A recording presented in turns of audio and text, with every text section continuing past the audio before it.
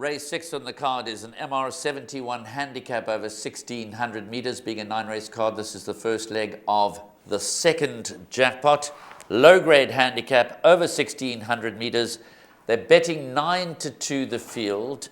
Warren's fancy number 3, Mambo Symphony from the Garth Puller stable, to be ridden by Lyle Hewitson from a good draw, is the marginal favourite after having made a good improvement last time out to finish third over 2,000 meters on the poly track at Hollywood Bets Gravel.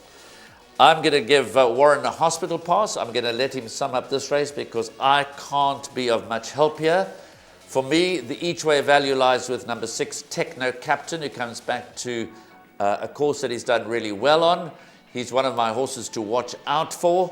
I suggest you throw him into your quartets and your pick sixes and your jackpots and maybe an each way bet at long odds, currently 16-1.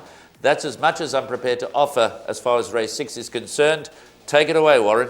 Well, let's have a bit of fun here. You tell me that Techno Captain is your each way chance. You respect Techno Captain.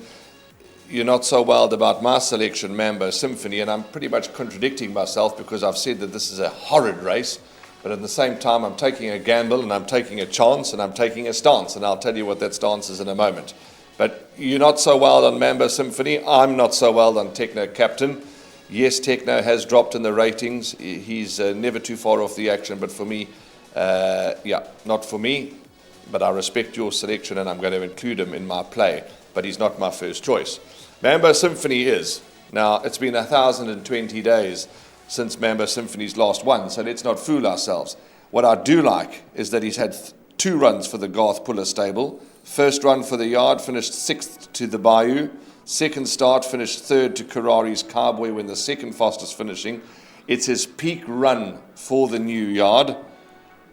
And Lyle Hewitson has been booked to ride the horse. So I'm going to have a little bit of a wager on Mambo Symphony, but I'm certainly not going to be putting the rent money on him because it has been 1,020 days. That's a heck of a long time.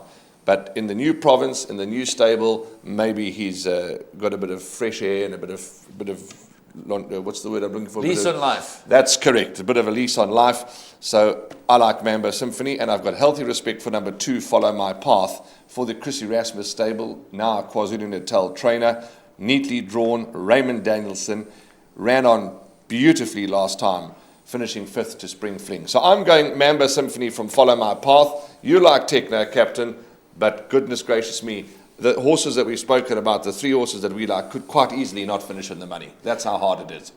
Well, you make a good case for number 3, Mambo Symphony. You do make a good case for him, and obviously number 2, Follow My Path, has a chance. But I just think it's one of those handicaps. Luck in running, the pace, overcoming bad draws are going to play their part in the outcome. So good luck with number 3, Mambo Symphony. You can certainly do worse than select him as your first choice.